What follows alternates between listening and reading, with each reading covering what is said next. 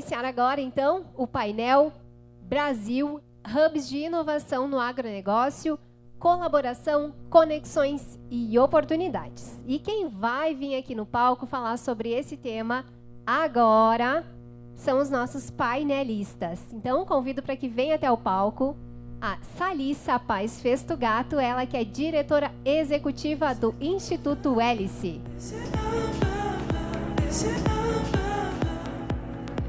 Junto com ela, Matheus Borella, executivo do Cubo Itaú.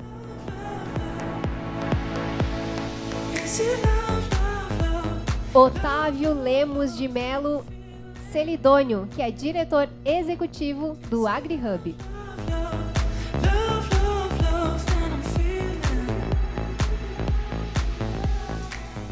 Também no time dos painelistas, José Augusto Tomé, ele que é da AGTEC Garage Líder.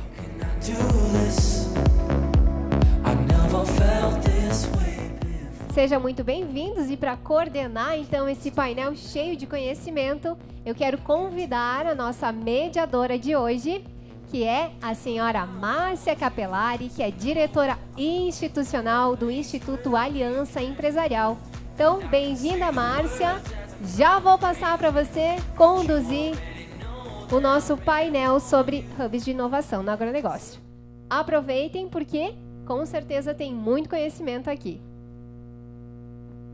Boa tarde a todos, é um prazer estar aqui com esses colegas cheios de conhecimento. Então, o nosso propósito, eu estava pensando antes que deveria ter alguma coisa gravando as conversas fora do palco, porque ali o jogo acontece, em vários momentos trazem insights, e nós discutíamos sobre o quanto pujante é o agronegócio, não apenas olhando para a semente, olhando para a produção, mas olhando para toda uma cadeia que faz parte do agro e que traz a oportunidade de a gente falar de logística, falar de tecnologia, falar de infraestrutura, todas as outras áreas que compõem o grande poder que tem o agronegócio. Então, em se tratando desse momento, eu vou fazer conforme o combinado, né? A gente vai dar aí um torno de 5 minutinhos para fazer uma apresentação, iniciando pelo Tomé, aqui com o AgTech Garage,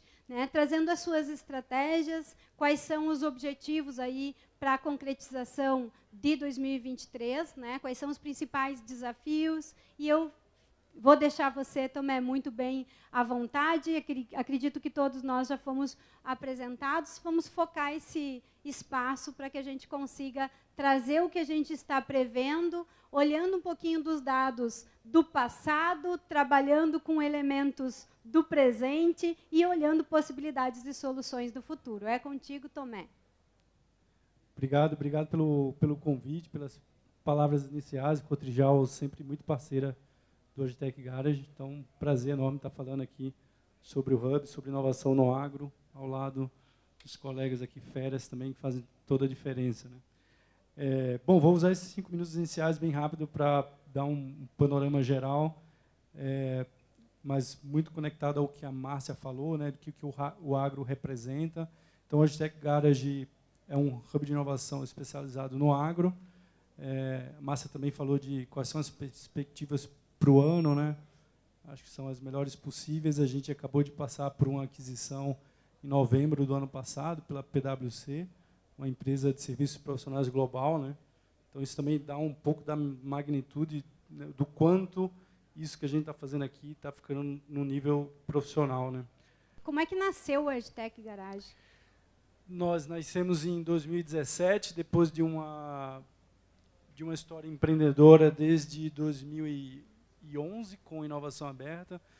Então, para quem não me conhece, eu sou engenheiro químico de formação, né? Me aproximei do agro porque eu fiquei 9 anos num centro de tecnologia canavieiro, no CTC em Piracicaba, então trabalhando P&D, inovação, e lá eu senti a necessidade de acelerar a pesquisa com a qual eu estava envolvido. Então, comecei a olhar para fora, e esse movimento de inovação aberta ainda não existia no Brasil, né? Mas ali eu comecei a empreender, estudar o tema. Então, de 2011 a 2017, a gente acumulou um pouco de conhecimento nesse tema, a ponto de 2017 a gente lançar o Logitech Garage, né? Sempre com foco de ajudar o empreendedor, ajudar as grandes empresas e ajudar o produtor, né?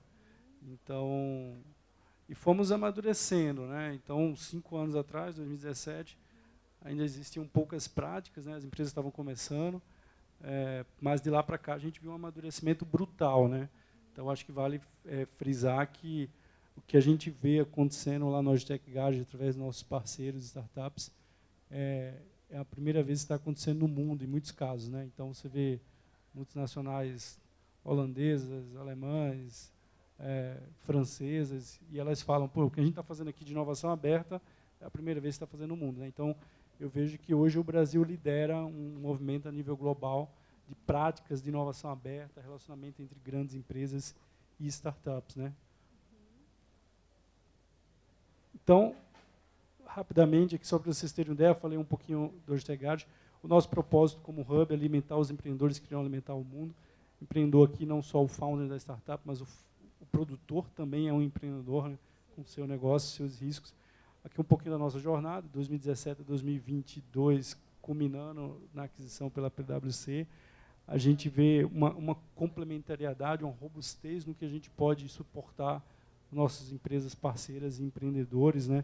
Sempre com a visão de orquestrar esse ecossistema. Aqui a gente mostra um pouquinho dessa rede muito forte, né, de empresas líderes em seus segmentos. E o que você comentou, né, apesar de ser um hub especializado em agro, se a gente olhar quem participa, aqui tem 10 setores da economia, da educação, logística, finanças. A gente fala que é do campo à mesa, todo mundo participando, né?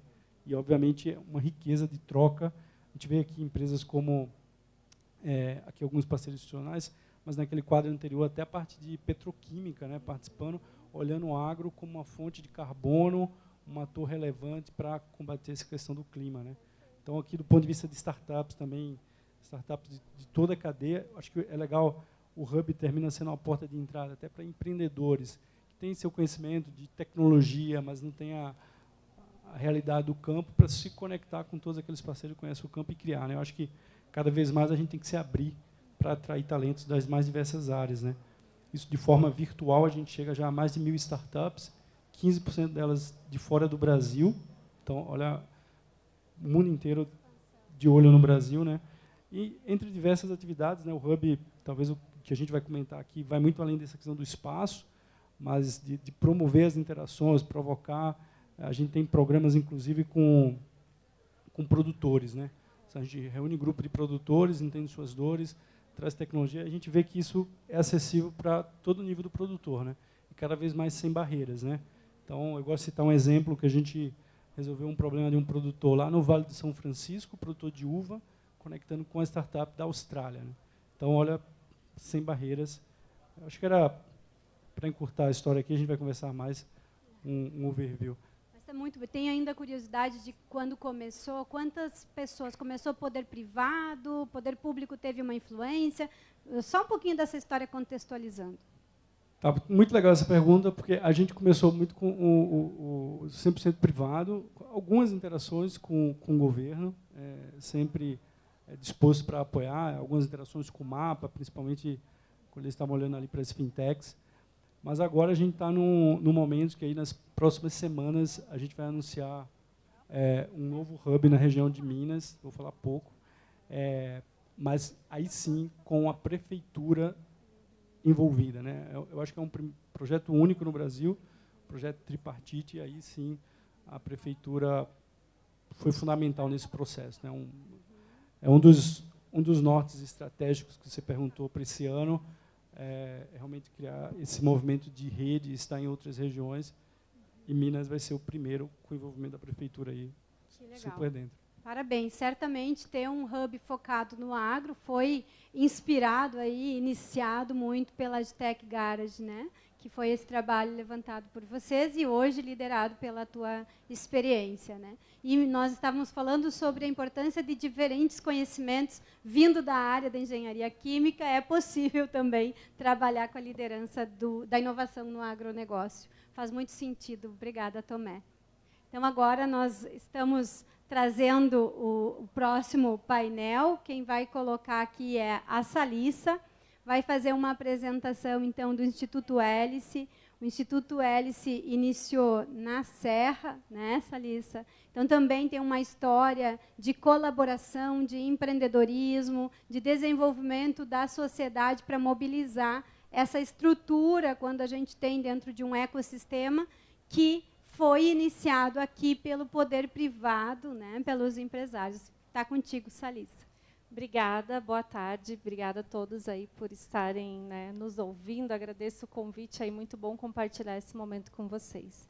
Bom, então, como a Márcia falou, sou do Instituto Hélice, nós nascemos, né, contar um pouquinho até, vou usar as mesmas perguntas aí, né, que tu trouxe para o Tomé.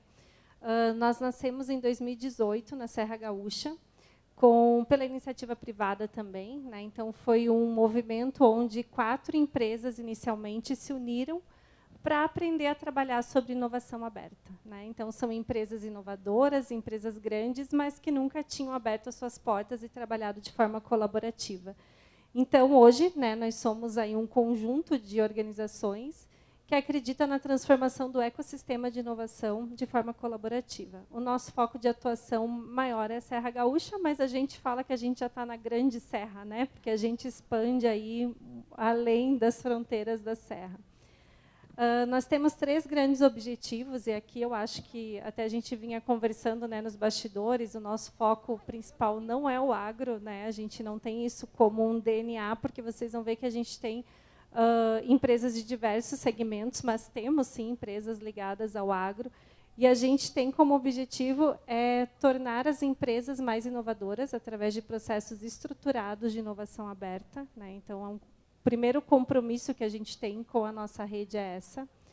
A gente também trabalha muito na cultura de inovação, e aí eu acho que é uma questão muito forte, né, quando a gente vem para o agronegócio, do como que a gente aprende a trabalhar a inovação aberta, como que a gente aprende a abrir as nossas dores para os outros, né? Então, a cultura da inovação, ela permeia todos os atores, todo mundo que faz parte de um ecossistema de inovação, e a sociedade, enfim, é o todo, né? Um outro pilar que a gente tem é talentos, né? Eu não sei como anda a situação aqui na região, mas lá é muito complicado a gente achar talentos qualificados para diversas áreas, especialmente áreas de tecnologia. Então, a gente também tem um olhar muito forte para isso, e aí, junto com o poder público, a gente trabalha várias ações para tornar nossa região atrativa, né, para que o empreendedor queira ficar lá, para quem é de fora queira se instalar na Serra também. Então, esse é um foco que a gente tem também bem grande. Aqui um pouquinho, então, de quem faz parte do Hélice hoje, né? A gente tem 22 empresas associadas e 8 apoiadores. Vocês estão vendo ali, né, a gente tem mais diretamente ligado ao agro a John Deere, mas, como a Márcia comentou, né, a gente olha toda essa cadeia, né? Então, aqui tem empresas de tecnologia, tem empresas de logística, né? A gente tem uma série de segmentos, educação, né, parceiros diversos aí que a gente vem trabalhando em conjunto. Falando um pouco dos desafios, né, que a gente tem para esse ano e objetivo, a gente está lá na Serra num momento muito forte no sentido de ter uma estrutura física, né, onde a gente possa ter esses atores se conectando. Hoje a Serra não possui um hub referência, né, como algumas regiões têm, então esse é um dos nossos grandes desafios. E muito também de que forma a gente consegue apoiar o empreendedor, né? Então, as startups que estão lá, no último mapeamento feito, a gente tinha em torno de 50 startups na Serra, e de que forma a gente consegue alavancar esses negócios para que eles cresçam, prosperem e que eles estejam conectados, né? Porque eu acho que quando a gente fala, especialmente em agro, né, é um ciclo grande de teste, de validação de produto, tem que ser muito pragmático. Então, como que a gente consegue apoiar essas startups, esses empreendedores, para que eles consigam mostrar o valor da solução deles, né, para o cliente que está lá na ponta utilizando os seus serviços? Então, acho que, inicialmente, era isso que eu queria trazer para vocês. Muito obrigada. Para quem não sabe, o Instituto Hélice foi uma das nossas principais inspirações, né? A gente trabalhou muito para olhar para os bons exemplos, e na Serra já existia uma história desde 1900 e alguma coisa, né? que os empresários da Randon lá já se trocavam, né, junto com Marco Polo e demais empresas da região, se trocavam os maquinários para desenvolver as peças e tudo mais. Então, a verdade é que a inovação não é nova. Esse processo a gente já conhece e precisa só ter um espaço para que a gente possa falar sobre isso, trazer competências e conectar todo esse conhecimento. Muito obrigada, Salissa. Então, agora nós vamos querer saber um pouquinho como é que está a relação lá na área do agro dentro do Cubo, né, Matheus? Então, como é que vocês estão fazendo esse processo lá em São Paulo, no Cubo? Também sabemos que a tua primeira visita, já conhecia Rio Grande do Sul, o Norte? Opa! Já tomou o chimarrão? Já. Está bem instalado? Ótimo. Muito bem. Depois dessa fase, a gente convida para ir para a lavoura e daí pegar no serviço pesado, né? Opa, já fiz muito também. Muito bem, Matheus. Então, seja bem-vindo também ao nosso palco, à nossa Arena Agro Digital. Queria entender como é que esse processo foi construído dentro do Cubo, com esse olhar para o agronegócio. O que vocês estão resolvendo de problemas hoje, olhando para as dificuldades que existem, e conexões de soluções que vocês entendem que é possível se construir dentro desse ecossistema. Tá ótimo. Obrigado, primeiro, pelo convite. É um prazer estar aqui com vocês. O pessoal da Cotrijal também pelo convite. A gente fez questão de estar aqui porque é uma das feiras mais importantes do mundo nesse sentido. Então, esse espaço também é incrível, isso, muito legal, que continue assim por muito tempo, né? E estar com os colegas aqui também é ótimo, que a gente só fortalece o ecossistema, né? Bom, aqui eu acho que resume um pouco, né, do Cubo. O Cubo é uma iniciativa que começou em 2015, né, com algumas empresas. Aqui mostra um pouco do Cubo Agro, né, que é mais recente. Mas o Cubo ele nasceu em 2015. Hoje já é considerado, por algumas avaliações, como o hub de inovação mais profundo, né, por vários setores que existem do mundo, da América Latina, né, com N companhias. Aqui no Cubo Agro a gente tem a Case New Holland, a São Martinho, a Corteva e a Suzano como mantenedoras do Cubo Agro, né? Então a gente, esse ambiente, né, de inovação do Cubo, capitaneado pelo Itaú, é uma iniciativa que começou para olhar multissetores, né? Então a gente olha a economia como um todo, né? E aí de 2020 para cá a gente fincou essa lança para o agro, que a gente entende que é um movimento importantíssimo, né? Não tinha por que a gente não estar ali e não falar desse assunto também como dos colegas aqui. E aí a gente fez essa busca, né, para a gente conseguir fazer com que a cadeia do agro ela seja também falada ali em São Paulo, na capital, né, do estado de São Paulo, na Vila Olímpia, ali, falar um pouco, trazer um pouco do campo para lá, né, porque falta muito essa interação, né. E aí a gente veio olhar um pouco do que é a nossa essência nesse sentido, né. Então a gente pensou em 3 pilares ali, basicamente, né. Relevância, comunidade e capacidade de gerar negócios, né?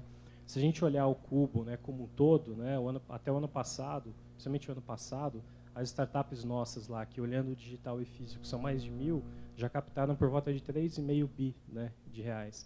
Então é um ambiente que traz bastante conexão, né, traz bastante profundidade, e para o agro não é diferente, né? Hoje a gente está com 33 agtechs lá, cada vez mais. Umas também estão em outros hubs, né? Então acho que isso é muito legal porque ela fica multi-complementar, né? Então traz uma complementariedade muito importante em várias teses de atuações, né? Então a gente hoje olha máquinas agrícolas, logística, manutenção, bioenergia, tudo isso a gente procurou trazer uma conta, uma resultante, né, de uma equação entre os mantenedores para olhar um foco geral em cada um desses temas, né? Então lá a gente busca atingir esses temas de interesse, né, dos mantenedores e do Cubo para fomentar o empreendedorismo. E aí aqui é um pouco dos exemplos, né, de algumas agtechs que estão lá com a gente. Hoje a gente tem 4 países ali representados, né, pelas suas startups: Argentina, Espanha, Estados Unidos, Israel. E a gente também está trazendo algumas startups aqui no nosso stand aqui atrás. Fica o convite também, quem quiser ir lá acompanhar um pouquinho. E a gente tem todo ano o nosso selo, né, o selo Cubo, que é um processo onde a gente entrega um selo, né, de curadoria dessas startups, onde ela pode usar esse selo como uma startup que passou por um critério bastante rigoroso, né, de seleção, onde o Itaú, que é a marca mais valiosa do Hemisfério Sul, atrela sua imagem a essa startup. Então é praticamente um investimento institucional que a gente faz ali validando essa startup junto dos mais de 20 mantenedores que a gente tem, né? Jaguar, a Case, TIM, Yara, Vivo, DASA, né? Várias companhias que juntas avaliam essas empresas e dão um aval de que ela tem sentido estar lá. Embora o nome seja Cubo, nós não somos uma incubadora, né? Ela é um hub de conexão, então a gente não olha empresas em estágio muito inicial, né? A gente olha startups que estão em estágios já de superado MVP, né? Que já tem produto, tem fluxo de caixa, para ela poder navegar e transitar naquele ecossistema, né? Então, basicamente, a gente está ali construindo um espaço, né? A gente está aprendendo bastante, né? É um assunto novo, né?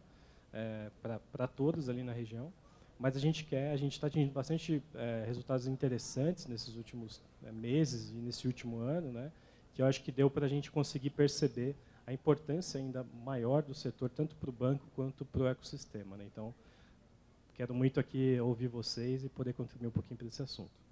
Muito obrigada, Matheus. Certamente também é um momento, né, que a gente está olhando quando começa um horizonte novo dentro de um espaço de inovação, precisa de um processo de convencimento, de busca de gente, de conexão de novas oportunidades, né? Então, tu deve estar aí tendo uma experiência bastante interessante, né, para contar conosco também. O agro já faz parte da minha vida desde quando eu nasci, então foi uma assim, acho que, né, com o Tomé a gente já se conheceu há uns anos aí também. Otávio também, então acho que agora é poder pôr em prática um assunto num ambiente de investimento, né, que é onde a gente está ali, né, fazer essa ponte para novos aportes, novas rodadas, especialmente isso, né. Muito bem. Então nós chegamos à nossa apresentação, né, Otávio, seja bem-vindo. Como é que está acontecendo esse movimento todo dentro do AgriHub? Legal, Márcia, obrigado. Um prazer estar aqui. Primeira vez minha na região, né? No Rio Grande do Sul já conhecia, mas primeira vez aqui. E é um grande prazer mesmo conhecer essa feira linda e contribuir com essa discussão. Bom, o AgriHub, vou começar com a sua pergunta para o Tomé também, né? Como a gente nasceu aí. A gente nasceu em 2016, Márcia, e entendendo o seguinte, o AgriHub, acho que o ponto inicial para explicar é que a gente faz parte do sistema FAMATO, que é a Federação da Agricultura e Pecuária do Estado de Mato Grosso. Então, o AgriHub hoje é um instituto sem fins lucrativos do sistema, que é o sistema que representa os produtores rurais. E, na época, a gente estava dentro do IMEC, o Instituto de Economia lá, começamos a entender que existia um movimento aí de construção de soluções digitais e percebemos que a gente poderia alcançar talvez aí um grande sonho de contribuir com a construção de soluções para o nosso setor, né?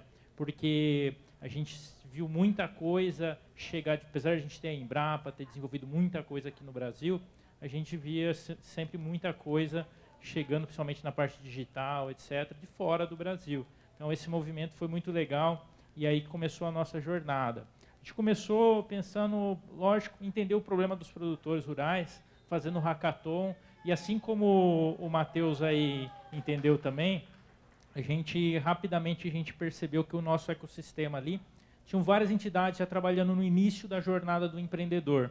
Então, a gente logo resolveu trabalhar muito mais com a difusão das tecnologias, levando startups já mais consolidadas para perto do produtor, isso nos primeiros anos, até 2020.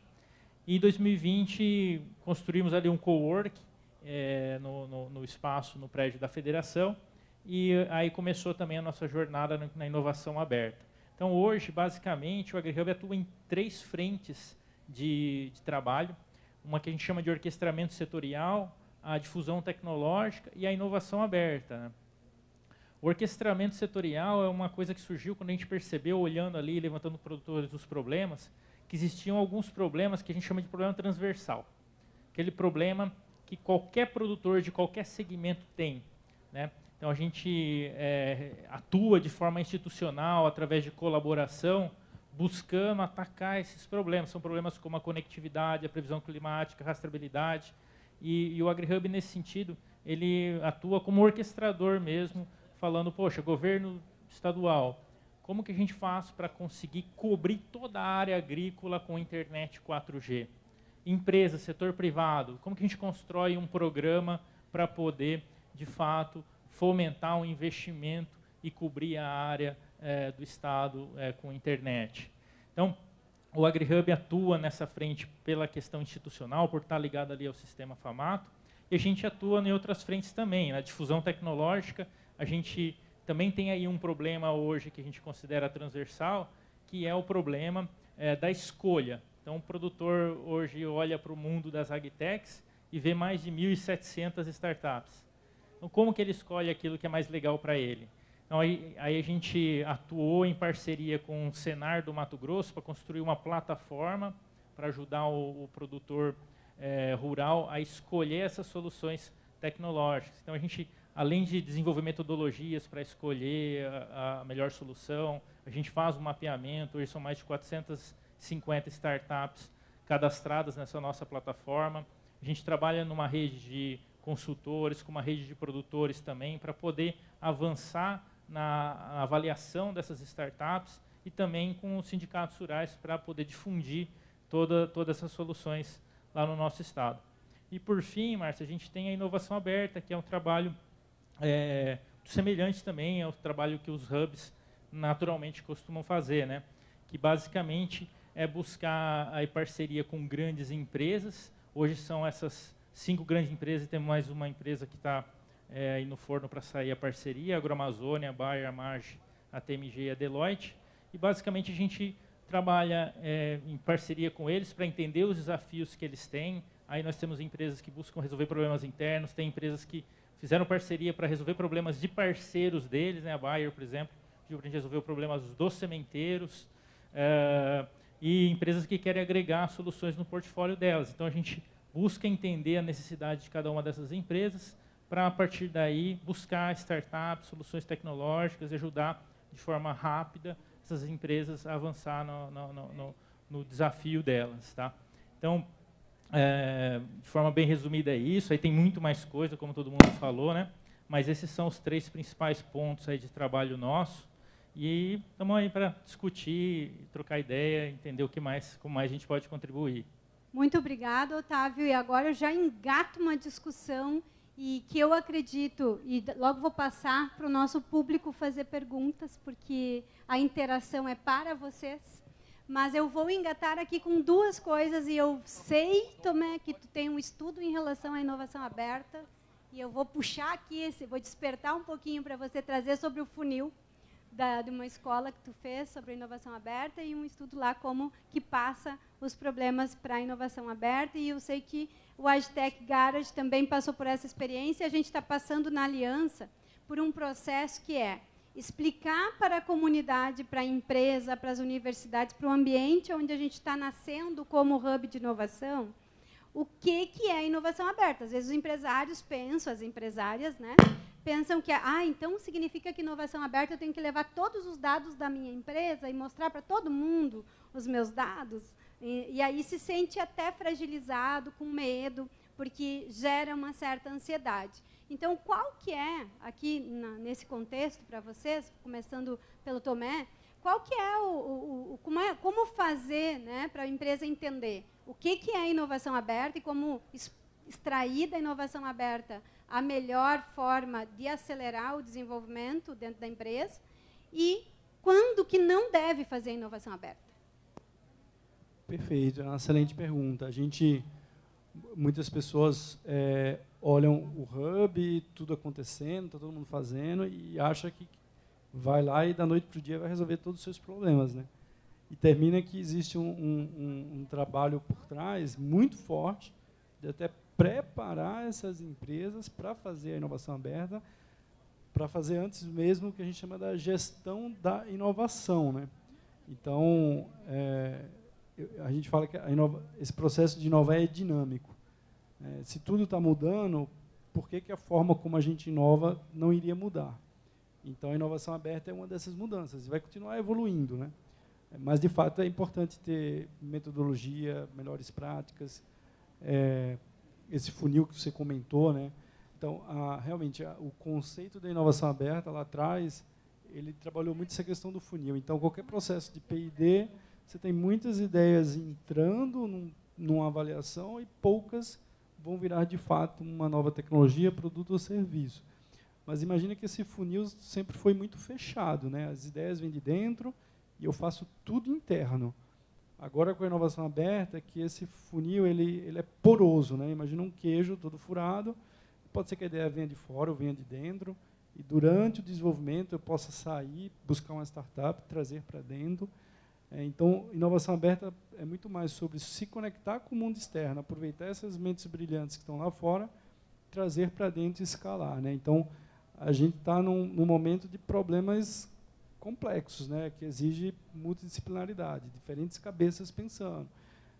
A inovação, na maior parte, não está no nosso core business mais, né? Então, definitivamente não dá para a gente ficar tentando aprender tudo, trazendo para dentro, contratando todo mundo. Então, vamos para fora. Mas, sim, né, feito da forma correta, você vai gerar uma propriedade intelectual, você vai gerar um modelo de negócio. Então, tem toda essa questão. Então, passa por aí, inovação aberta. Muitas empresas estão se estruturando. Então, por exemplo, tem gente que fala assim, a gente ouviu falar de inovação aberta, a minha diretora falou que a gente precisa fazer, vamos montar um fundo. Não é só isso, né? Então, o fundo termina sendo um elemento, né?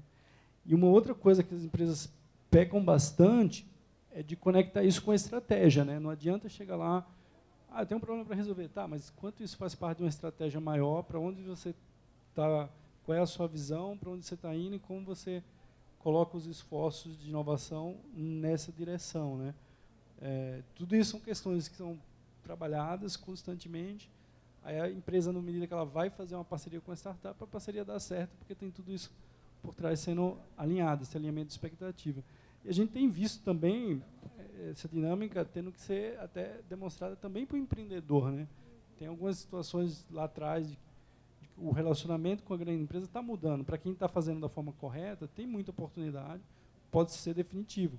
Mas também tem empreendedores que, se a gente pegar 5 anos atrás, quando as empresas ainda estavam começando a fazer inovação aberta e fazendo de qualquer jeito, criou algumas situações não muito interessantes que alguns empreendedores cravam isso e imaginam que é sempre assim.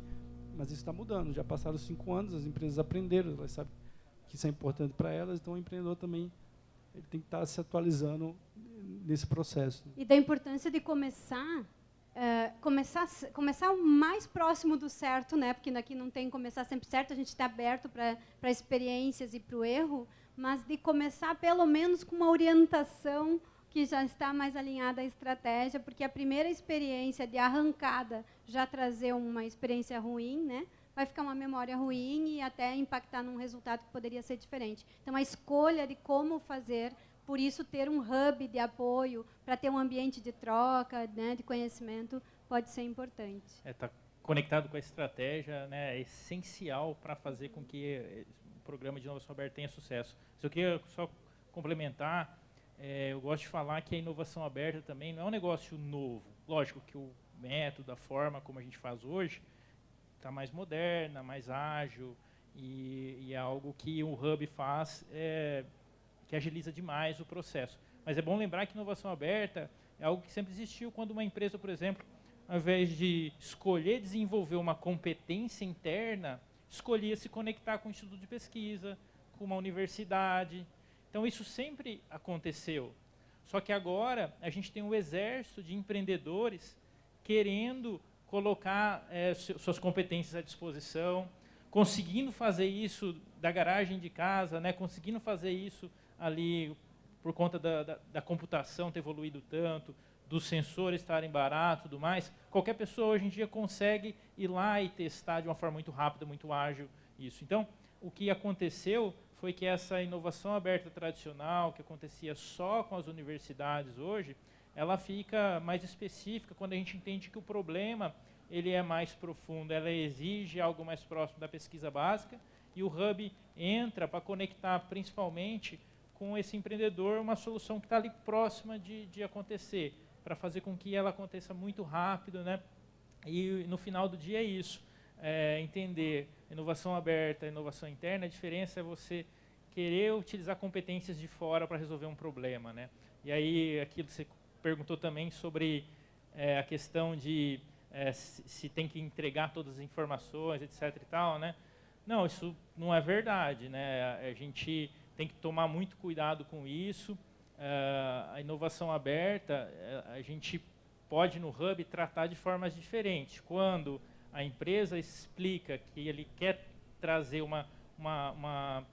fazer o desenvolvimento de algo que faz muito parte do core business daquela empresa, que aquilo é extremamente estratégico, a gente pode buscar essa competência externa de uma forma diferenciada, fazendo NDA, fazendo todo um trabalho para que não exponha algo que é estratégico para a empresa também, certo? Existem ferramentas, então não é por falta de ferramentas. Não sei se a Thalissa, Matheus quer falar alguma coisa. Eu quero só complementar, né, nessa linha que tu acabou de trazer, que a gente, até enquanto instituto, a gente sempre recomenda às empresas que querem iniciar. Então, eu vou experimentar, né? Eu nunca fiz. Como que eu começo? De começar em áreas adjacentes ao core do negócio, né? Que é o que tu estava comentando. Então, assim, puxa, eu nunca conectei com nenhuma startup. Então, busca uma solução daqui a pouco para o teu RH, uma solução para finanças, uma solução de logística, algo que não seja diretamente ligado ao core do negócio e que, se der errado, né, porque como tu colocou, a inovação sempre tem um risco, mas se der errado, eu não vou manchar a imagem da minha empresa, eu não vou me expor, eu não vou perder daqui a pouco tanto investimento feito. Então, assim, é uma forma de experimentar, né? Às vezes também a gente olha e fala, puxa, eu não sou inovador porque eu não estou lá na tecnologia mais top que tem. Mas eu posso experimentar de forma simples. E isso mexe muito com a cultura da empresa, né? Então, as pessoas começam a ganhar confiança. Eu testei e funcionou. Agora eu posso ir um passinho mais fundo. Eu posso ir até que a gente tenha segurança e aprenda a fazer esse processo para dar mergulhos mais profundos, assim, né? Então, acho que isso é um ponto também que é mais acessível a todos, né? Que qualquer empresa pode experimentar uma solução tecnológica, pode se conectar com uma startup, por mais simples que a solução possa parecer, né? Eu costumo dizer que inovação aberta, né, é o que o produtor faz, sempre fez, né? Quando ele vê que ele não consegue resolver uma solução na fazenda, às vezes ele vai no vizinho, ele fala, às vezes, no concorrente, na cooperativa, na revenda. Ele pergunta, ele fala, ele conversa, ele vai no almoço, vai na reunião da igreja, vai na reunião de professores do filho que tem outros produtores, né, ele junto. Isso é inovação aberta também. Não é porque é Open Innovation, essa palavra em inglês, só faz no MIT, né, no Vale do Silício. Não, é o que acontece no Agritech Garage, o que acontece no AgriHub, o que acontece no Instituto Hélice, o que acontece na propriedade, o que acontece aqui agora, isso é Open Innovation, né? Então, acho que a gente querer compartimentalizar esses conceitos só atrapalham, né? E é legal porque o produtor rural ele tem uma história. A Embrapa foi criada em Open Innovation lá atrás, né? Os produtores, os pesquisadores receberam bolsa, foram para fora, para vários países, voltaram para cá, trouxeram conhecimento, criaram um conhecimento nacional, né, sobre isso. Então, acho que tudo isso é um pouco de inovação aberta.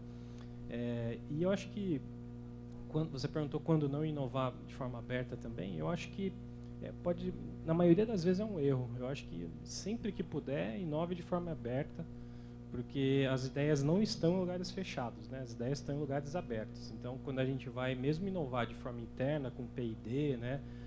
Aquela estrutura mais antiga de só fazer o que é para dentro, para o core business, você provavelmente tem alguém do seu time que veio de fora, né? Não tem como você formar 100% do seu quadro dentro de uma empresa.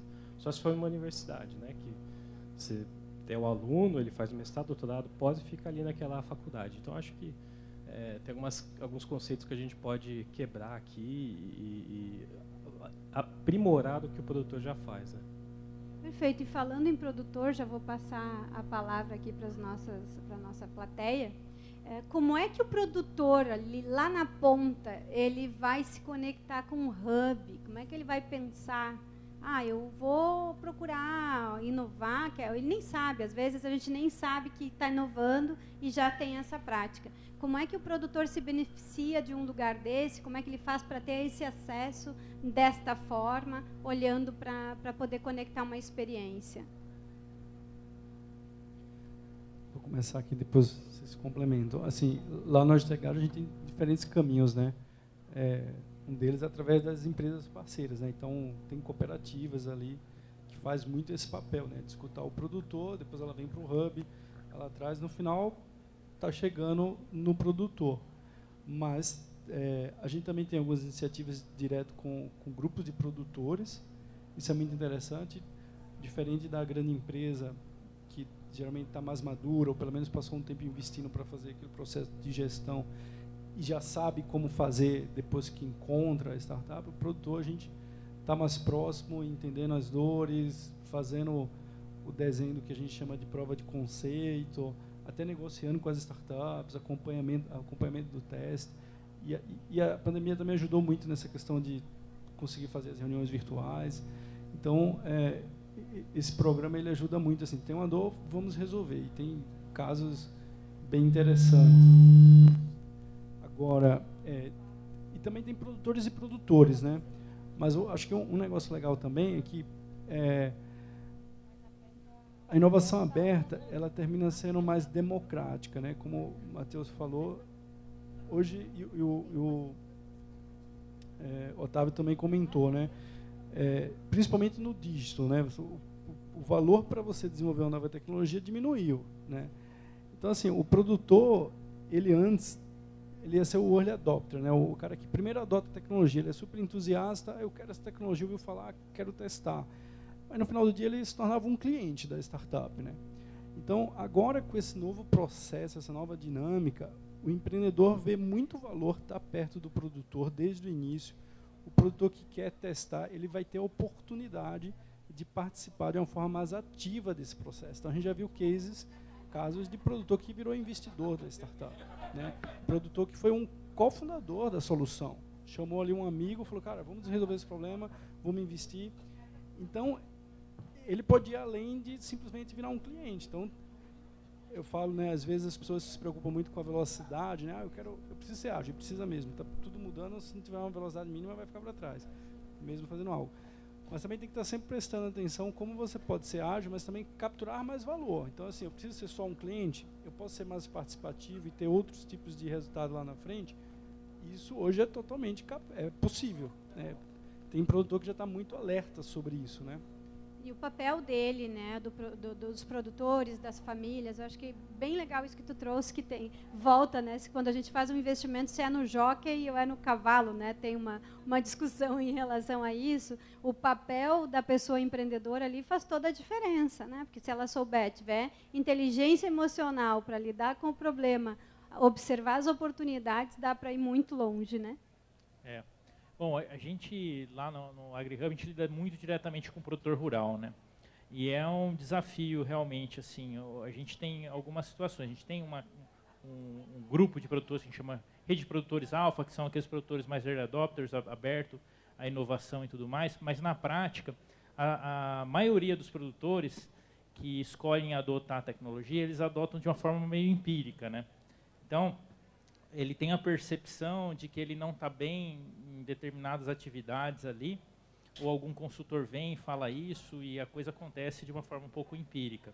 O ideal, o mundo ideal, seria o produtor ter o custo de produção dele lá, né, linha por linha, olhar, fazer um benchmark, falar, pô, eu estou bem aqui, estou mal aqui, aonde que eu vou melhorar, né? Então, é o mundo da engenharia de produção, né? Que, assim, um mundo lindo. Mas a gente buscou uma forma diferente também, uma forma, talvez não tão diferente para o mundo empresarial, né? Mas uma forma diferente, um pouco habitual para o produtor de ajudá-los, que foi criar mapas de processo. Então, a gente criou mapas de processo genéricos para facilitar um pouco essa discussão do produtor, do problema, porque a gente ia conversar com o produtor e o produtor falava assim, qual que é o seu problema? É o preço, é a logística, só olhava para fora da porteira, não olhava para dentro. E a hora que a gente mostra um mapa de processos, com todas as atividades que acontecem, isso ajuda demais a melhorar a discussão dentro daquilo que ele pode fazer, né? Então, isso facilitou, porque realmente, se a gente tivesse que chegar no nível de ter o custo de produção de cada produtor, não ia dar muito certo. E também foi muito legal para as startups, porque as startups também às vezes não sabem se comunicar muito bem. Startup às vezes chega para o produtor e fala assim, pô, sou uma startup de blockchain, de IoT, de Big Data, e o produtor olha e fala assim, hã? Né? E eu? O quê? Então a gente... E aí, startup, onde você atua de fato aqui na cadeia? Qual o processo que você atua? Então, digamos, o produtor ele faz de forma empírica, mas o grande desafio onde a gente resolveu atuar foi mapeando o processo para melhorar a comunicação com o produtor. Perfeito. Salissa, vou passar, se vocês têm mais, eu acho que a gente está com um tempinho, mas vou passar a pergunta para a plateia daí. Posso passar? Pode. Então tá. Pessoal, então vamos ter a oportunidade de dialogar. Daria aqui para nós ficar a tarde inteira e virar à noite, porque tem um monte de perguntas e experiência para trocar. Quem tem perguntas, considerações, tem o microfone aqui. Ali, com ela. Obrigada.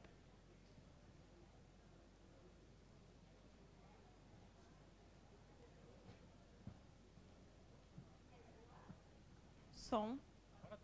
Boa tarde. É muito legal aqui, bom ver esses hubs fazendo esse trabalho tão bacana. Minha pergunta vai para ti, Otávio, assim, mais na prática, né? Porque o AgriHub é um hub de produtores, né? Financiado ou bancado ou liderado por produtores rurais. E nessa discussão, logicamente, o grande desafio é trazer um problema que seja realmente relevante, que impacte a vida do cara, que impacte fluxo de caixa, que mude a vida da propriedade, e depois levar a solução, né? Então, trazer, processar, arrumar e levar para lá. Como é que é na experiência de vocês nesses 3 anos ou 4 anos aí? Eu me lembro lá no início, em alguma apresentação eu vi, vocês selecionaram 9 grandes problemas ou temáticas de problema, acho que eram 9 que tinha ali naquela cesta, né? No fim, como é que foi essa experiência nos últimos anos de realmente ouvir o problema do cara, né, e entender se são 9, são 7, são 6, e dar a chance dessas startups no Hub trabalharem ou ir buscar lá no AgTech Garage ou lá no Cubo ou em outras oportunidades e realmente fazer o deployment disso, né? Como é que está vendo essa experiência de levar de volta? Porque se não levar de volta e não aplicar, de nada vai adiantar, né? Então, nesses 3, 4 anos, como é que está vendo isso, essa vinda de realmente identificar esses problemas, processar, transformar em solução e levar de volta para impactar fluxo de caixa na fazenda? É um desafio que ainda está em curso, Donário. Realmente, assim, o primeiro grande problema foi que a nossa primeira jornada de identificação de problemas ainda trouxe coisas de forma muito genérica. E a hora que a gente para olhar os produtores, né, você tem as questões ali que cada produtor ele tem aquele problema, mas é um pouquinho diferente, né? Então, raramente uma solução ela chega e atende todo mundo. Então, o que a gente fez? Obviamente, a gente entendeu aquilo que era o problema transversal de conectividade. Por conectividade, a gente chega a mexer com política pública, com alguma coisa nesse sentido para tentar resolver isso. E do outro lado, a gente ainda está nesse esforço, sabe, para conseguir entender muito bem a diferença de cada solução e fazer o match correto com cada produtor. Porque é aquilo, né? O cara chega lá e fala assim, pô, eu preciso melhorar o monitoramento de pragas. Mas cada produtor está num nível de maturidade diferente. Tem um cara que está na caderneta, tem outro cara que já tem um monitoramento já no tablet e está pronto para ir para uma armadilha automatizada, para um drone. Então, eu não posso indicar o cara usar o drone se o cara está na caderneta, né? Então, esse é o desafio, é que o agro realmente ele não é um só, ele é muito diverso, e o desafio nosso hoje é de entender cada solução para poder fazer o match mais correto possível, que não é um desafio pequeno não, eu confesso. E aí, aos poucos, a gente vai acertando e tal, conseguindo fazer esse retorno, mas é isso, muita pesquisa, muito estudo em cima do que já existe aí. Mais alguém? Só levantar a mão que a gente vai com o microfone. Vamos aproveitar, senão eu vou encher de pergunta aqui. Enquanto a turma não levanta a mão, vou complementar o Otávio numa experiência que a gente teve muito interessante dos produtores. Primeiro que é isso, né? A gente às vezes tem um problema, a gente quer achar a melhor solução para aquele problema. Na verdade, é a melhor solução para aquele produtor, né? E então teve esse caso, né? Se pegar uma cultura da uva lá no Vale de São Francisco, você problema de telemetria de máquina, tem um monte de startup fazendo, mas o cara quer resolver lá o problema do Otávio, da soja, etc., né? Então a gente teve que conversar com várias, explicando o potencial, e várias falaram, não quero, ali eu não vou, ali é muito específico, até que uma delas, pô, eu tenho interesse, né? E aí foi lá, começou com poucas máquinas, isso também é legal, né? Está acessível para todo mundo, porque era um trator simples, nada de digital, o cara vai lá, instala um hardwarezinho, passa a capturar dado e começa a fazer a solução funcionar. Então faz o teste, né, e depois amplia. Hoje ele está com 30 máquinas na região por causa de um teste desse.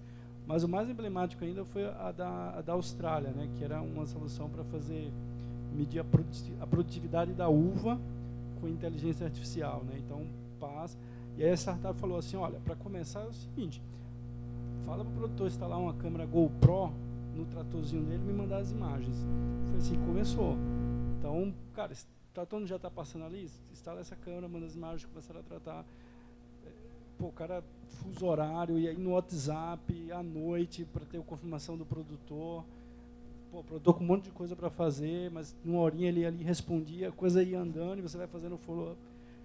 Até que testaram, depois o pessoal veio, quando viu que estava algo mais concreto, começou a fazer estudos mais... Mas se não tiver gente por trás querendo fazer, guiando, puxando, a coisa se perde, né? Então, existe um esforço brutal em algo que poderia parecer simples, né? Mas existem coisas como essa. Instala uma câmera GoPro e me manda a imagem que eu vou te falar o resultado e a gente vai avançando. Então, é na unha por trás ali para... Acho que 25% é a tecnologia, 75% é o fazer, né? É fazer funcionar. É o engajamento, né? O quanto a gente precisa estar engajando, né? Eu ia falar que acho que essa é a grande riqueza de quando existe uma conexão com o Hub, né, com o Instituto como Aliança, como Hélice, porque quando a gente quer fazer algo sozinho, né, tu abre a tua porta, ela abre a porteira, né, como a gente vinha falando, e para onde que eu vou? Quem que vai me ajudar? Quem que vai me conectar lá com o cara da Austrália? Quem que vai me conectar com a startup que está no nível de maturidade da solução que eu preciso, né? E a gente, enquanto hubs, né, a gente tem uma rede qualificada, montada, né? Então, acho que é um caminho muito mais seguro e muito mais rápido, né, para chegar nessa conexão. Tanto que lá no Hélice a gente sempre fala, né, quando perguntam, mas o que o Hélice tem? A gente fala, a gente tem uma rede, nosso ativo é a nossa rede, né, porque a gente vai conseguir encurtar esses caminhos e apoiar nessas conexões, né. Eu acho que essa é a riqueza que vocês trouxeram aqui também, né? E desta rede, agora eu estava pensando exatamente sobre isso, o quanto a gente consegue transformar em soluções, conectar com as empresas que fazem parte. E aí uma pergunta que eu lanço, se alguém não tem mais pergunta, eu vou fazer mais, levanta a mão, por favor, que eu já tenho uma colega ali olhando, já vou entregar o microfone. Falta agora? Está mais um tempinho? Tá bem. A gente sabe que para convencer, principalmente nós brasileiros, a gente precisa crer, para crer precisa ver, né? E aí eu preciso entender também, gostaria que vocês compartilhassem, até se tiver um case, que não precisa contar o nome do santo, só do milagre, como que faz, ou como que vocês fizeram para dizer que aquilo tem resultado, que é o dito do retorno do investimento em relação àquela solução, né? Porque a gente precisa olhar para esse impacto a curto, médio e longo prazo. Já não tem mais espaço para esperar a inovação de 10, 12 anos com algumas pesquisas, com soluções. Como é que vocês estão fazendo para liderar isso, para levar para as empresas que fazem parte desse hub que existe um resultado? Posso começar aqui? Eu acho que quem trabalha com inovação conhece um pouco aqueles 3 horizontes, né? O H1, H2 e H3. Né? O que a gente usa geralmente acho que um pouco do que você falou, que você não precisa começar pelo mais complexo, né? Você pode começar pelo H1, que é aquilo que você melhora dos processos que já existem, você reduz algum custo, ou você aumenta uma receita. Sempre são essas duas vias, né? Ou você reduz um custo, ou você aumenta uma receita. E geralmente reduzir custo você percebe de uma forma mais rápida, né? Porque no próximo mês você deixa de gastar aquilo, né? E o que a gente percebe, eu acho que os colegas aqui também vão perceber, que são aquelas tecnologias de eficiência em uso de insumos, né? Por exemplo, aplicações mais localizadas, aplicações de forma mais eficiente de insumos agroquímicos ou de um tipo de aplicação de fertilizante, né? Isso tudo são resultados que o produtor ele vê na hora, ele vê acontecer, ele começa a aderir porque ele vê o resultado financeiro. Todo mundo é movido por isso, né? É claro que o produtor, como em quase todos os países do mundo, são movidos também pela paixão de produzir, né? Uma coisa de família e tudo mais. Mas também ele quer ver o resultado, obviamente, econômico da atividade, né? E quando você começa a atuar nessas frentes mais simples, né? Que é cortar a unha e o cabelo, né? Como fala, você reduzir essas coisas que sempre crescem, né? Você consegue ter resultados mais rápidos e você fala a palavra-chave que é valor, né? Você enxerga valor, não só a redução de custo. E quando você reduz custo, você começa a ter mais fôlego de investir, você começa a poder melhorar seu risco, né? Você reduz o seu risco, acessa novas linhas de crédito. Então tudo isso vira um ciclo virtuoso, né? Então eu acho que se a gente for parar para pensar onde pode ser um começo, seriam esses, são questões simples. E exemplos são os de uso eficiente de insumos, né? Na minha humilde opinião, nada de começar talvez a olhar em processamento de dado para simular safra se você não aplica o fertilizante, por exemplo, com o próprio nome da feira, né, Expo Direto, começou com a tecnologia do plantio direto, que foi uma grande inovação já. Se você não começa pelo básico, que é, puxa, como que eu planto de forma mais eficiente, como que eu colho de forma mais eficiente, como que eu transporto de forma mais eficiente, não precisa ser eficiência global, pode ser em pedaços, né, horizontes, ondas de melhoria. Até visitar o vizinho que de repente está fazendo algo que pode ajudar, né? Salissa, Otávio? Bom, eu acho que às vezes não é tão simples, porque é muito comum a gente chegar, num caso, uma startup virar e falar assim, olha, com a minha tecnologia, o produtor vai economizar 5 sacas. Mas quando ele fala isso, ele está imaginando o sujeito que sai do nível de maturidade 1 e pula para um nível de maturidade 5. Isso pode acontecer, mas é muito difícil. Então, geralmente acontece o contrário. Quem está atrás da tecnologia e disposto a adotar, já é o cara que está no nível 4 ali. Então, o ganho vai ser um ganho pequeno até para ele. Então, isso é importante falar também que é difícil nem sempre a gente consegue mostrar com números a vantagem efetiva para cada caso. Mas tem caso, é muito legal. A gente tem um caso bem interessante, que foi dos sementeiros, que eles queriam uma solução, né? A semente lá no Mato Grosso é vendida em bags, eram vendidas em bags de 1 tonelada. Passaram a ser vendidos em bags de 5 milhões de semente, que varia o peso de 600 kg a 1,5 toneladas, né? Então, a gente foi atrás de soluções para contar sementes, e aí ficou muito fácil de falar, poxa, esse equipamento aqui custa R$60 mil, e se você deixar de colocar 1% a mais de semente no peso aqui, vai economizar, vai pagar isso aqui em 8 meses. Então ficou fácil, mas é exceção conseguir fazer esse cálculo de forma tão precisa.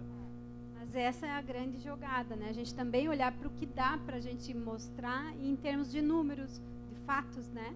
Com os dados que a gente tem, que eu acho que, sem dúvidas, aí o melhor convencimento é quando tu começa a doer no bolso, né? Tu vê que poderia estar economizando com uma ação, com um projeto, com uma startup. Sem dúvida. E eu acho que passa muito pelos horizontes e por quem é que está adotando, né? Esses casos de vou contratar uma startup e vou ter ali uma melhoria de eficiência são mais de curto prazo, você vê ali na B, mas no final do dia você é um cliente da startup, está tudo certo. Mas às vezes quando você é uma grande empresa, você está desenvolvendo um novo produto, um novo serviço, você tem que ser mais paciente, né? E às vezes os resultados iniciais não são ali diretamente um número. A gente tem um case aqui bem legal ali com o Sicredi, está ali a Elísios, a Bia e a turma toda. Bom, um case super legal, né? 2 anos o Sicredi sendo parceiro daquela startup, a ponto de um valor significativo do faturamento da startup vindo da parceria com a grande empresa, e culminou o ano passado com o investimento, né? Isso foi publicado. Então, assim, isso está indo para um resultado de maior impacto, mais estratégico, que está sendo alimentado, né? Mas quando uma empresa toma uma decisão, talvez a primeira startup que tenha sido investida, ela está vendo que o negócio vai acontecer. Eu lembro que no início dessa parceria, antes mesmo do investimento, uma das formas que o Sicredi mediu isso foi uma entrevista com os produtores para entender o quanto o produtor estava vendo valor no Sicredi levar tecnologia, ou seja, para além do financiamento, né? Então, eles conseguiram metrificar o valor sendo percebido pelo produtor. No início, foi importante naquele momento, e as coisas continuam evoluindo. Então, assim, tem que ser criativo, tem que estar sempre olhando. Acho que, de fato, né, tem muitas tecnologias que morrem não só pelo desafio técnico, mas pelo desafio do plano de negócio, de parar em pé e dar retorno. Mas é toda uma jornada para ser construída, né? Eu acho que aproveitando essa fala aí, Tomé, também, para vocês trazerem um pouquinho desse contexto, hoje a gente fala muito do ESG, né? Então, ambiental, social e o pilar de governança. E a gente sabe que existem projetos de impacto social, em especial Rio Grande do Sul, pela Secretaria de Ciência, Tecnologia e Inovação, lá no papel da Simone. Ela está olhando muito para as ações, os projetos de inovação e de impacto social, e hoje as empresas podem utilizar esses projetos de impacto para pontuar o S lá do ESG, né? Como é que vocês estão fazendo esse processo dentro do Hub? Sem dúvida, esse é um tema que está na pauta, né, de todo mundo, todas as empresas que estão olhando o Hub para fazer inovação, sempre está levando em consideração esse tipo de impacto. Acho que ainda tem muito para evoluir. Acho que as startups do agro, elas criam muito esse impacto ambiental, por exemplo, mas por isso talvez não ser monetizável de imediato, ela não põe isso no discurso, não é isso que ela levava primeiro. Agora ela já começa a levar isso de uma forma mais consistente, né? Se a gente pegar o lado social, tem várias ações como levar a tecnologia para o pequeno produtor, e hoje no Hub tem uma demanda interessante.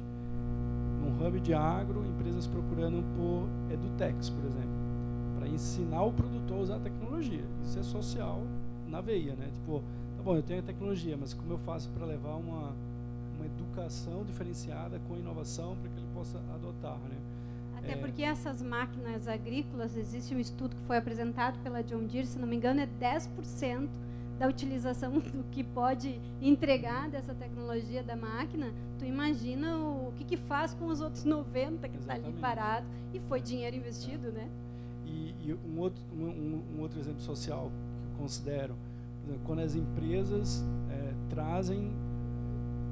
criam mecanismos, programas para trazer a cooperativa ou o próprio produtor para dentro dos hubs, ser mais inclusivo com eles, porque se eles entendem o que está acontecendo, participam mais, no final do dia todo mundo ganha. Não deixa de ser a gente tem alguns casos assim de grandes empresas trazerem, financiando para o produtor, para estar dentro do hub. No final todo mundo ganha. Eu acho que esse assunto é um assunto de café da manhã, almoço e janta lá no banco, né? É importantíssimo. O Itaú assumiu o compromisso de net zero, né, de zerar as emissões. O banco já é um banco neutro de emissões há muitos anos, né? E agora ele assumiu esse compromisso de fazer essa transição e ajudar os clientes, né? E lá no Cubo a gente tem várias verticais, né? A gente tem marítimo portuário, saúde, logística, retail, né? Agro, e também tem o Cubo ESG, que é uma vertical ESG, que é muito integrada à nossa vertical agro, né? Então, nessa vertical, a gente está ali e a gente vê um movimento muito grande, que é um pouco como o Tomé falou, das startups, as agtechs, elas geralmente criarem uma parte do modelo de negócio delas para green techs, porque ela já consegue avaliar solo, ela consegue avaliar clima, ela consegue avaliar imagem, e geralmente nessas demandas de ESG, olhando o E, né, o environment ali, você tem já uma tecnologia feita para você conseguir avaliar, por exemplo, o carbono no solo, você avaliar capacidades de captação, né? Então você vê algumas startups do agro migrando um pouco também para essa área, e aí você vê, por outro lado, uma ausência ainda que a gente percebe de conexões de startups olhando o S, né, que é o social, e o G, que é de governança, né? Então fica muito em evidência o E, né, do environment, que é uma questão mais urgente, né, mas a gente entende que tem muito espaço ainda no G ali, de como você gerar governança em todos os aspectos, né, da produção. Nós mesmos lançamos um programa de governança com a AgroSchool, da Marina Pettini, que tem um espaço super legal no YouTube que fala sobre isso, para justamente trazer governança de forma gratuita para todos os clientes, porque isso é uma demanda, uma dor muito grande, né? Isso ajuda todos, né, quanto aumenta a governança. E a questão de social também é um outro mundo de oportunidades, porque é ainda um espaço que falta ainda, por exemplo, digitalização desses aspectos, né? Você ainda tem vistorias muito físicas, muito in loco, né? E, puxa, por que não, às vezes, você desenvolver uma tecnologia que você consegue avaliar se um funcionário está usando o EPI de forma à distância, né, remotamente, instruir ele. Até a gente estava lá, a MAGE faz isso, o pessoal do AgriHub fez uma competição lá junto com a MAGE que mostrou manutenções que o pessoal lá faz à distância usando óculos de realidade aumentada. Isso é incrível, né? Você mantém a qualidade do S de forma inovadora, né? Eu ia comentar que a gente traz muito a pegada da inovação, né, quando a gente fala ESG, né, porque ESG é um convite, né, se a gente olhar assim os pilares dele, os princípios, é um convite para as empresas agirem diferente, né, as empresas que não tinham esse olhar. E de que forma que eu vou fazer diferente? Eu preciso inovar, né? Se eu fizer do mesmo jeito que eu sempre fiz, os resultados vão ser os mesmos. Então, a gente, enquanto instituto, está num olhar muito assim de conscientização, né, das empresas. A gente tem empresas em níveis de maturidade muito diferentes. Algumas já têm isso na veia, já entregam, já são referência. Outras ainda estão aprendendo o de que forma eu trago para o meu negócio. E é muito na questão da conscientização, né? Então, de eu pensar que toda a cadeia da minha empresa, desde lá do início da produção de uma matéria-prima básica até os meus colaboradores, olhar de uma forma consciente o impacto que eu estou trazendo para os negócios, né, de uma forma bem ampla. E a gente também vem com um olhar muito grande para os novos negócios, para as startups, né, porque a startup ela geralmente tem uma característica assim de ser muito boa no negócio dela, na entrega, né? E as questões de gestão elas vão aprendendo na caminhada. Então, de que forma também que os negócios já nasçam com um olhar consciente, né? Que eles já nasçam pensando no impacto daquilo que eu faço, de novo, seja na tecnologia que eu produzo, seja num hardware, num componente, num produto, ou nos meus colaboradores, clientes, né? Um olhar muito completo aí para os stakeholders como um todo, né? Então, acho que isso é um pilar de ESG que vai muito da governança, né, e linkado, obviamente, com o social também, mas é a gente pensar no impacto em tudo que a gente faz, né, então, na cadeia como um todo, assim. Bem, Otávio, quer falar? Eu acho que é isso que os colegas falaram, só acho que o G deveria ser a primeira letra deveria ser a primeira letra da... Vamos inverter da o sigla. SG. Como é que ficaria? GS, né? GS.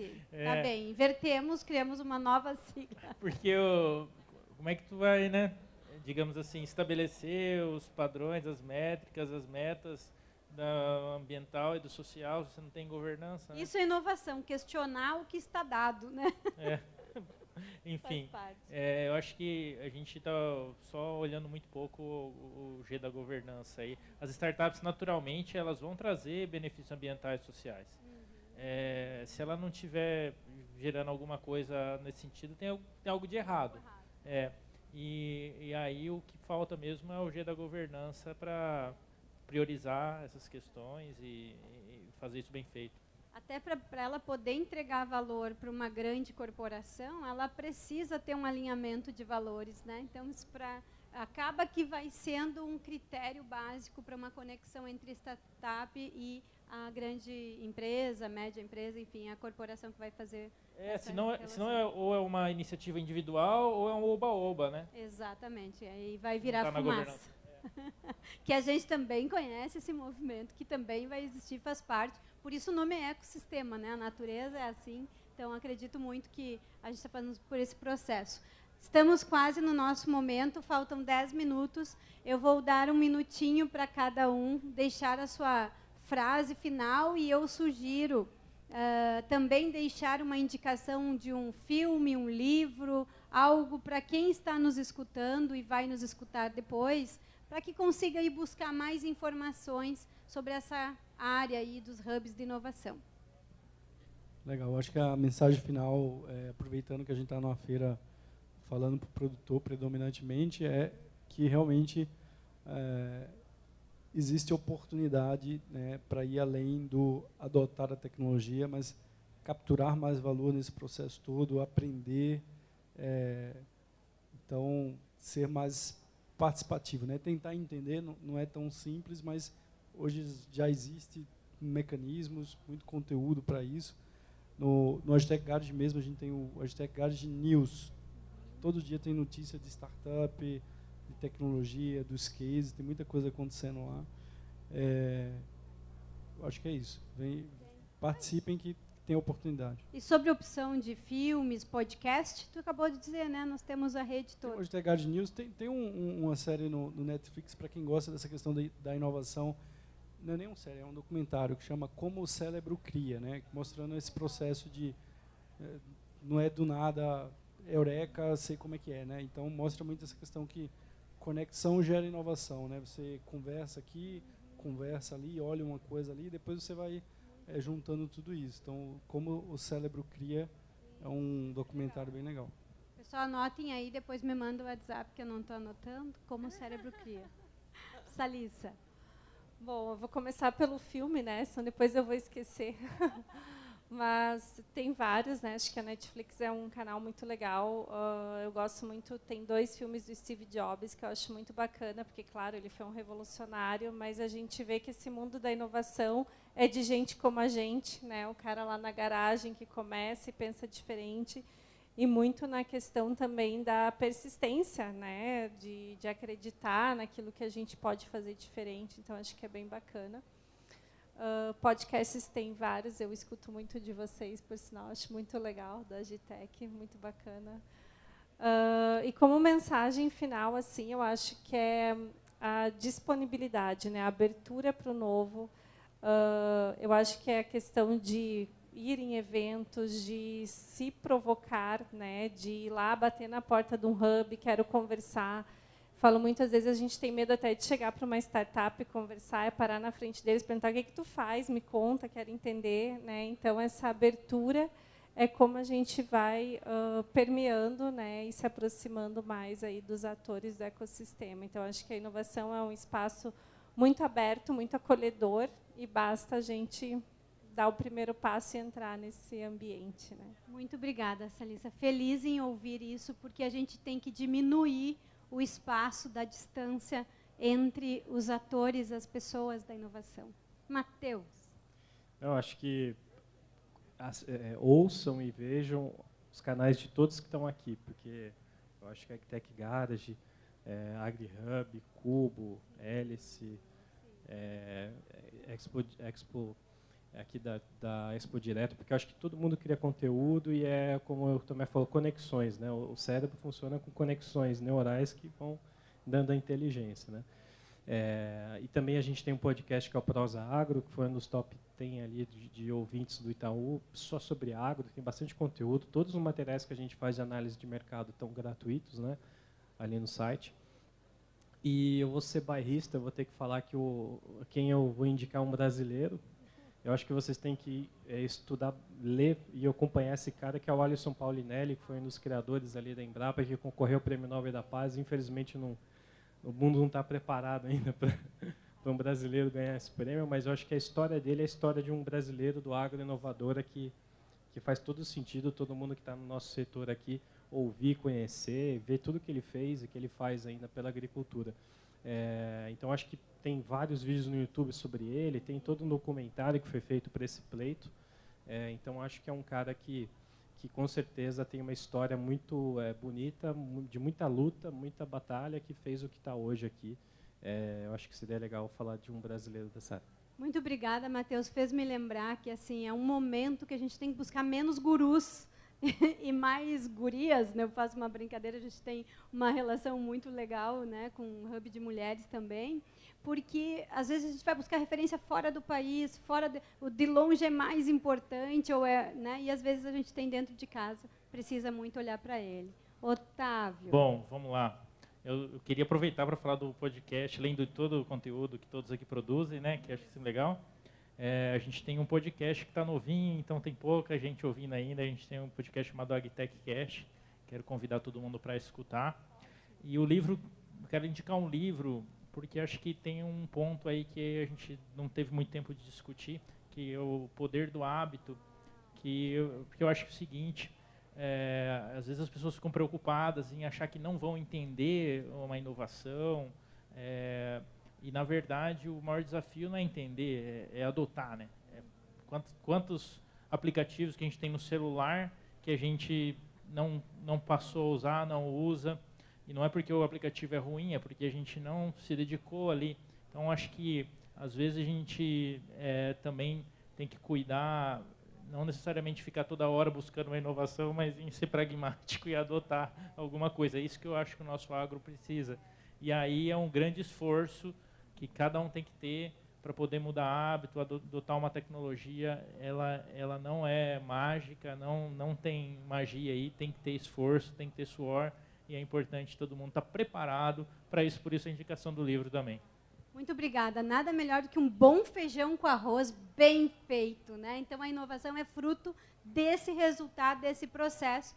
E, para encerrar, eu quero agradecer a vocês que ficaram até agora aqui conosco e dizer que deixar aqui também o meu recado, um filme que eu assisti que mexeu muito comigo e que me fez também conectar com uma transformação que eu venho buscando, como a pesquisa consegue ir lá no mercado e, de fato, fazer com que a pesquisa seja utilizada.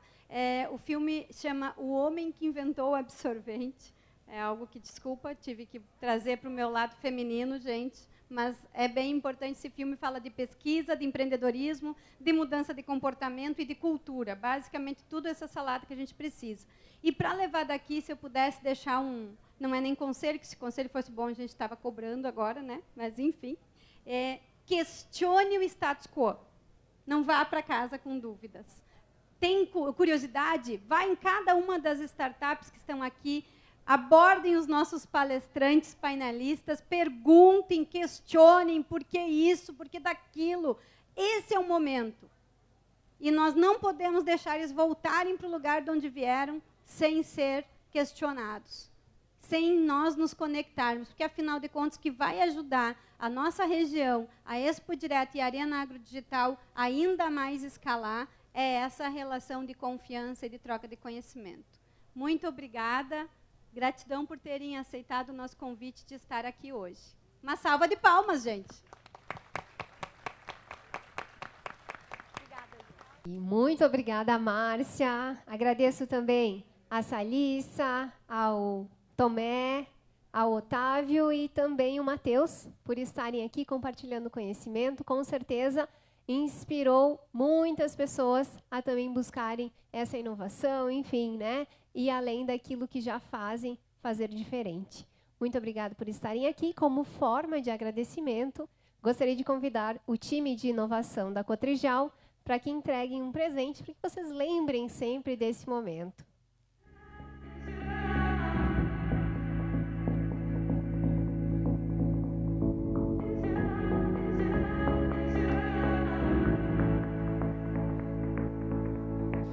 Is it love, love, love? Is it love, love, love? Is it love, love, love?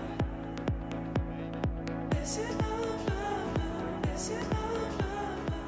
Is it love, love, love? Is it love, love, love? Love, love, love that I'm feeling? Is it love?